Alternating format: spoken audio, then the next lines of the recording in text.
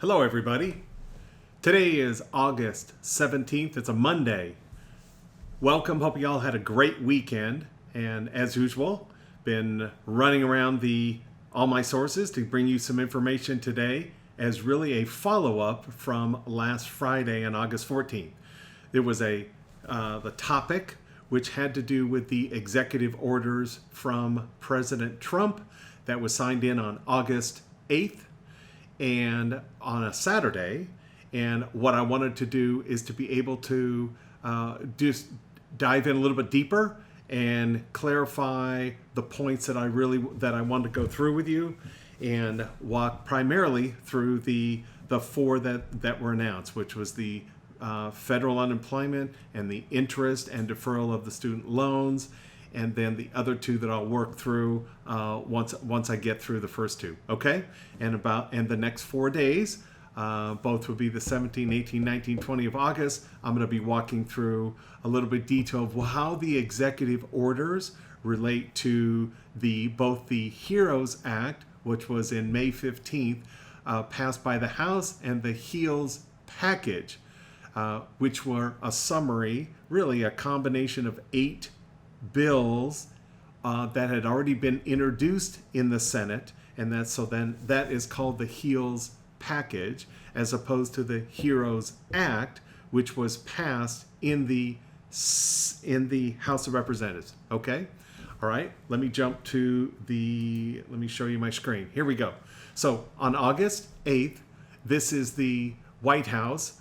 The memorandum authorizing other needs assistance program for major disaster declarations for COVID-19. So since the House of Representatives they passed the HEALS, the HEROES Act in May of 15th, and that was a true act passed on the 15th of May. Then what happens if a bill is introduced in the House of Representatives? It then goes to the Senate for a comparable bill to be introduced. So what happened in the Senate is the Senate was the HEALS package, which was introduced on July 27th, was a combination of eight bills that had introduced into the Senate. I'll walk through each one of those real quick. Bottom line is, since there was no agreement between the two, the president on August 8th walked in here with his executive order and decided to pull out and address 4 provisions. And here they are. Protective measures. So he passed an executive order to move forward at least 4 of the areas that he thought were absolutely critical for the economy and with COVID-19 to move forward. One is protective measures. So here we go. And let me make this just a little bigger. My administration, recognizing the acute financial distress affecting families across the country, has worked quickly to provide billions of dollars in relief to supplement the employment benefits. That's 1. And help businesses keep their workers employed. 2. In addition to zeroing the federal loan interest. 3. And the delay and the payroll tax cut, which is basically called delaying the tax day. Now, of this whole executive order, other than the distress, basically providing programs here, the 4, this rest of the executive order focuses on back to the loan assistance program. Okay, in the executive order, President Trump walks through. There's $80 billion in what are called Coronavirus Relief Fund, or CRF for short, to cover costs incurred.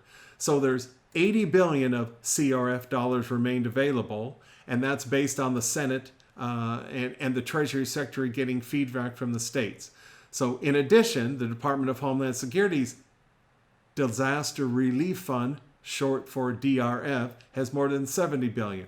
So what is happening is President Trump, basically, of funds already allocated in the CARES Act, enacted on March 27th, is reallocating unspent funds to support his programs here of executive order. Okay, so here he is basically directing, and then he's asking for the states.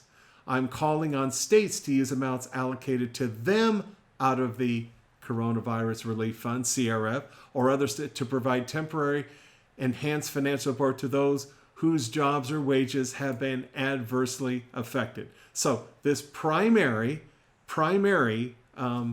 executive order is assistance program for lost wages. The monies will come out of previously acted by the CARES Act, previously assigned both in the state and the Fed in different areas, and that's where the monies are going to come from. Okay, so that is that's the crux of the executive order. So what I am going to continue to work through is both the HEROES Act in May and the HEALS package, which are 8 bills that were introduced by the Senate. Okay, so just a little update. Here's the HEROES Act. When you have an act, this was introduced in the House, and so then what happens? It has to go to the House, to the Senate, and then to the President. So in the House that was passed, the HEROES Act, it was extending the payments all the way until January 31 of 2021 for the $600. That's what that House of the HEROES Act actually did. Okay, along with many other things. So when I say any other attributes to this act, one of note right here is there is 1,852 pages to this HEROES Act. Right around page 700 or so is where we actually are looking. You actually can find where the $600 is renewed. But bottom line, this act is 852 pages. Okay, so when there's a lot to consider here. So what the Senate had to do was to find comparable either bills introduced or that are comparable to or they would adopt. If they didn't find comparable bills, the Senate did not find comparable bills, they would agree to topics enacted in the HEROES Act. Okay, that's how that works. So what the Senate did then is, if you go into these are the 8 bills that have been introduced. 4324, and that's where you find them, Restoring Critical Supply Chains and Intellectual Property Act. Then the next one is, and each of these bills have pages. So this one happens to be 128 pages. Then you go in the next one, which is S4320, Trust Act of 2020. Okay, and it also has, then I scroll down here and see how many pages we have, another 26 pages here. Then you go to the Safely Back to School and Back to Work Act. Similarly, it's going to have text. Then you go to 4321, it's a Continuing Small Business Recovery and Paycheck Protection Program Act. This was the actual Senate version introduced here of July 27th of 2020. And this bill, in summary, to establish the Paycheck Protection Program second draw loan, meaning if you are a small business and already already had a PPP loan, this would allow for you to draw for a second one, which right now does not happen. And then any other then there's another guarantee program for recovery sector business concerns and for other purposes. Okay, so the next one is the Coronavirus Additional Supplemental Appropriation Act. This is, bottom line, making emergency supplemental appropriations for the fiscal year ending September 30, 2020. This is, bottom line, is adding more money. Then the next one here is the Supporting America's Restaurant Workers Act. This had to do with to temporarily expand the deduction for business meals provided at a restaurant. So what that was is that in the original act, it was 100% for what were called business meals. So in other words, date, time, place, and purpose, 100% deductibility on a business or an individual's tax return. Okay, maybe on a Schedule C. And it further got limited to 50%. Now what it's saying to temporarily expand the deduction to 100%. That's what this is. This act is doing. So now we're down to that's 4319. Let's go to 4318, which is American Workers, Families, and Employers Assistance Act. And again, let's see, to provide assistance for during the COVID-19 pandemic. And that had to do with the employee retention credit. And then finally is the Safe to Work Act. That is if a small business increase their safe, like shields and as you see at grocery counters and all of that, any safety devices, you would actually get a credit on your business tax return. So all of these bills here are what to refer to as the HEALS Act and call it a package. So each one of these now are being voted on in the Senate to be as a complementary to the HEROES Act, which was passed by the House of Representatives. Either way, so in here we're looking at it has not. So for example, the Safe to Work Act, which was introduced here of 7/27 of 20, Senator John Cornyn. And here it is. It has not passed the Senate, and that's true. Now, if you go back to the HEROES Act, you can see it was passed by the House, but then it has to be passed by the Senate. So what happens is these bills will either be modified, and the HEROES Act will be actually passed by the Senate, and then it could just go to, if there's various versions. They'll be going. The law would go to a conference committee, and then it would go to the president's desk. So when you are, how does this impact me in my small business? First of all, there's a HEROES Act which had 3.x trillion as a package.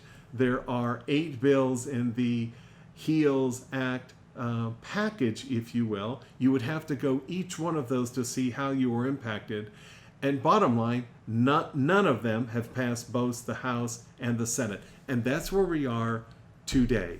Because of that, because the president waiting for a bill to pass both the House and the Senate, and when the president gets it, he would then have the ability to sign or send it back. Now, so where are we today? Neither of the HEROES Act has passed both House and Senate, and neither of the bills introduced in the Senate have passed. So the president had nothing on his desk. So what did he do? We go back to the beginning. He basically issued an executive order and said, I am finding 4 of the most critical pieces of topics introduced in both of these by the House and the Senate, and I am asking for relief for, as he talks about here, here's the protective measures enacted by states and across the country to prevent loss of life, result of millions of un-Americans becoming unemployed and in need of assistance. So this executive order is for those 4, okay? Right now we're focusing on the federal pandemic unemployment, which is PUA. So in the PUA, in the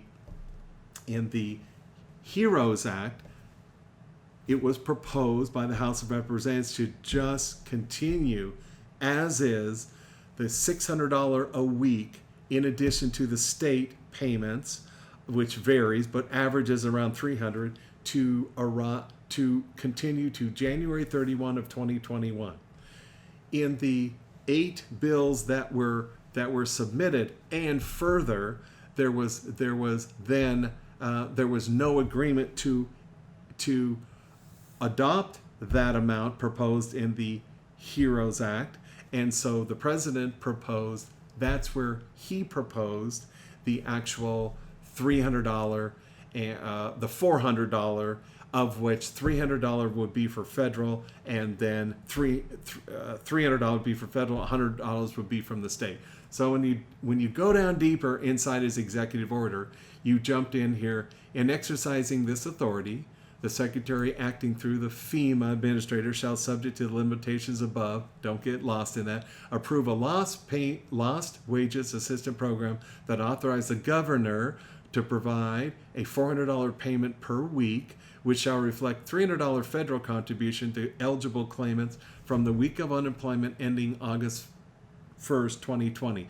That's because the original CARES Act ended July 31st of 2020. So right in here in his executive order, he's saying $300 is going to be from the federal, and then $100 would be from the state. Both of these programs come out of funds already approved and not spent as of the date of this executive order. That is what is going on. So he's proposing that right now, while both of the House and the Senate are in recess. So that describes the federal unemployment piece. The original CARES Act had in the act, actually an act passed by the House, Senate, and the here's the act, and so this is how it was passed. In the original CARES Act, you look at section 2102, which is pandemic unemployment assistance. 2104 is emergency increase in compensation benefits. In brief, that's the 600. And then here's the pandemic unemployment compensation. Okay, those are in the act, and funding for were actually law. Okay, so now what happened is this in here was in the HEROES Act. Okay, in the HEROES Act, that those details were expended till January 31st of 2021.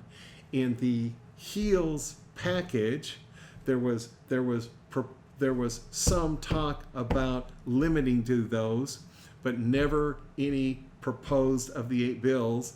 So President Trump then announced this executive order.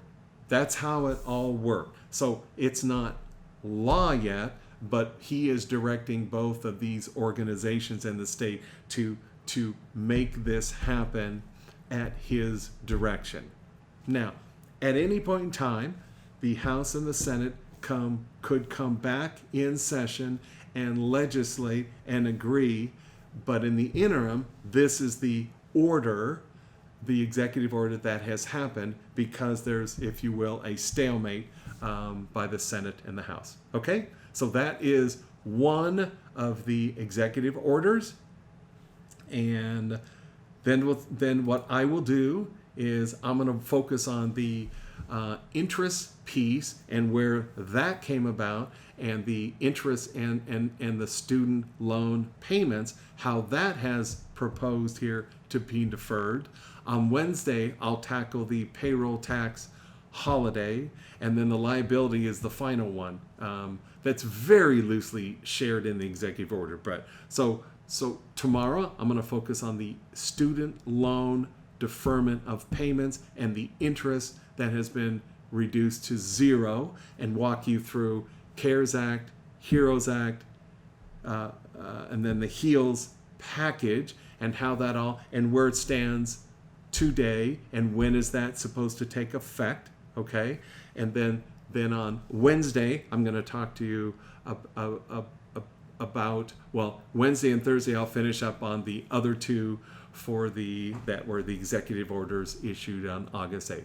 Okay, I hope that is much clearer, and where we are today is these amounts on the executive order are being exercised and implemented, if you will, executed.